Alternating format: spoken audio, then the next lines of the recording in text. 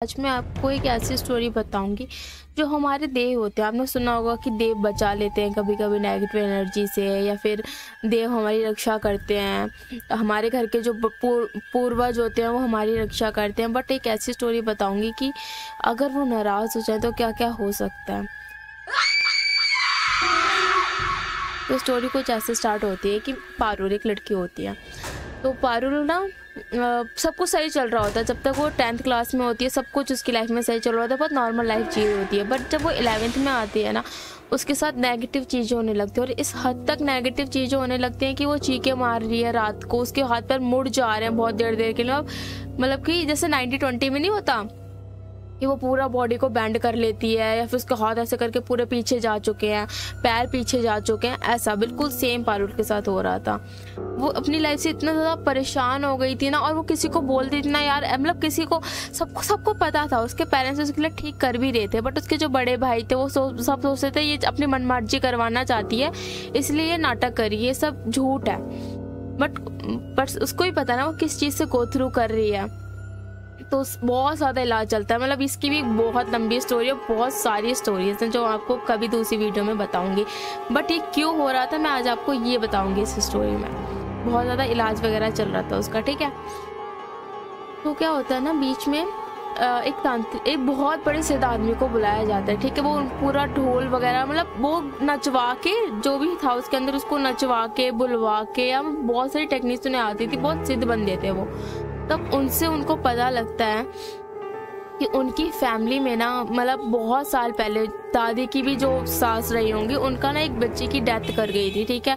और वो बच्चा इतना छोटा था, मतलब पैदा होते ही वो मर गया था। वो बच्चा इतना छोटा था ना कि मतलब मरने के बाद ना उसकी तेरहवीं करी गई, और जो भी रिचुअल्स होते हैं ना वो पूरे नहीं करे गए। तो उस बच्चे की आत्मा ना इतने साल, सोच लो दादी की सास इतने सालों से उस घर में ना कब्जा किया हुआ है, और कभी कुछ अच्छा होने नहीं देती है। और अब वो इतना ज्यादा भड़क चुकी है क्योंकि तुमने, मतलब उसकी जो मम्मी थी, पारुल की जो मम्मी थी, कभी बहुत साल पहले एक मन्नत मांगी होगी, वो भी मतलब मन्नत मांगी वो पूरी हो गई, बट जो बोला था वो नहीं किया उन्होंने। तो इस चीज का भी असर था पारुल पे। तो इतना ज्यादा मिक्सअप हो गया ना, और वो बच्चा, मतलब सबसे ज्यादा परेशान वो बच्चा कर रहा था उनको।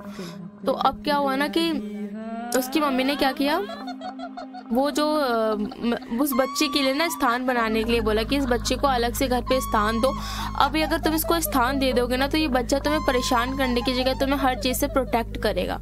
तो उसके बाद ना उसकी मम्मी ने वही किया, मतलब। और लेकिन जब वो पंजाबी फैमिली थी तो उनके घर पे नॉनवेज वगैरह चलता था, बट उनको ये बोला गया कि अगर तुम इस बच्चे को इस घर में स्थान दे रहे हो तो घर में नॉनवेज कुछ भी यूज नहीं होगा, कभी भी यूज नहीं होगा नॉनवेज। तुम नॉनवेज यूज ही नहीं कर सकते हो, ना अंडा भी नहीं कर सकते, और शराब भी नहीं पी सकते, शराब वगैरह भी नहीं आएगी घर पे। तो उसकी मम्मी बात मान जाती है, सबको पता लग जाता है रिलेटिव्स में कि इनके घर में ये सब नहीं होगा। तो वो ना, वो एक साइड में, घर के चबूतरे में साइड में उस बच्चे की जगह बना देते हैं, उसको स्थान दे देते हैं। उसके बाद क्या होता है कि वो बच्चा ना, मतलब अब उनके लिए देव का काम कर रहा था। कोई भी प्रॉब्लम होती थी तो उनको हेल्प कर रहा था। बट 1 साल बाद क्या हुआ ना कि किसी ने उस घर में ना, पंजाबी फैमिली, आपको पता नहीं चलेगा कि मतलब कोई भी मेहमान आ रहा है तो उसको चाहिए ड्रिंक चाहिए, और चिकन चाहिए ही चाहिए। उनके घर में ऐसा था, मतलब हर कोई ड्रिंक करता था। तो किसी ने आके ना उनके घर पे ड्रिंक कर ली और चिकन भी खा लिया। उस दिन के बाद ना वो बच्चा सबको, पहले तो सिर्फ पारुल को करता था, बट अब वो घर के किसी सदस्य को नहीं छोड़ रहा। वो उसे, मतलब कभी भी वो बच्चा छोटा सा दिख जा रहा है। मरा तो वो नवजात था, बट वो इतना दिख रहा था जैसे कि वो 2 साल का 3 साल का बच्चा, इस शेप में वो किसी को भी दिख जा रहा है। पारुल तो हालत खराब हो गई थी, मतलब वो इस स्टेज पे पहुंच चुकी थी कि वो मर सकती थी, इतना गंदा उसका हाल कर दिया था। तो उसके बाद फिर उसी तांत्रिक को बुलाया जाता जो उसको स्थान दे के गया था। उन्होंने बोला कि आपने तो स्थान बोला था कि स्थान इसको दे दोगे तो ऐसा कुछ भी नहीं होगा। तो वो पंडित बताते हैं कि हाँ, इसको स्थान दिया, उसके बाद तुम्हें भी पता है 1 साल तक तुम्हारे साथ कुछ भी नहीं हुआ। लेने के बाद आपके घर में किसी ने चिकन और दारू पिया है, इसके बाद ही फिर से बहुत ज़्यादा गुस्सा हो गया आपसे, और अभी उससे भी ज़्यादा अग्रेशन में आ गया। अब इसको किसी भी तरह शांत नहीं किया जा सकता, आपको ये ज़मीन छोड़ के ही जाना पड़ेगा। बट होता है ना कि अपना घर छोड़ के कैसे चले जाएं, और इतनी जल्दी कैसे निकल जाएं। जो टाइम पंडित जी बोल रहे कि अभी निकल जाओ, ऐसे कैसे निकल जाए, रोड पे थोड़ी आ जाएंगे।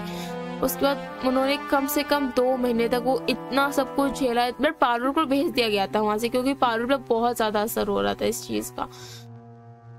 2 महीने ऐसे तैसे करके निकाले और उस घर को हमेशा के लिए छोड़ दिया उन्होंने। और आज भी वो घर बिल्कुल खाली है। वो जाते हैं, उस जगह की साफ़ सफाई करते हैं जहाँ उसको स्थान दिया गया है, माफ़ी मांगते हैं कि माफ़ कर दो। बीच बीच में उन्होंने कोशिश भी करी वहाँ जाके रुके वो, क्योंकि है तो अपना ही घर ना। 2 दिन 3 दिन, इससे ज़्यादा वो नहीं रुक सकते। चौथे दिन कुछ ना कुछ उनके साथ बुरा हो ही जाता है। तो आई होप आपको ये इंसिडेंट अच्छा लगा होगा और ये नॉलेज भी पता चली होगी कि हाँ, अगर हमारे पूर्वज या हमसे अगर हम किसी का अंतिम संस्कार नहीं करते, वो हमारे घर का बंदा है, तो हम क्या क्या हो सकता है और कितने ज़्यादा हम प्रॉब्लम झेल सकते हैं। फाइनेंशियली भी झेल सकते हैं, मेंटली भी झेल सकते हैं और फिजिकली भी झेल सकते हैं। और कभी कभी ये तीनों चीज़ें हमें एक साथ ही झेलनी पड़ती है। तो आई होप आपकी स्टोरी अच्छी लगी होगी। ऐसी स्टोरी के लिए आप मेरा चैनल दीप्यावल सब्सक्राइब करें। Thank you for watching it.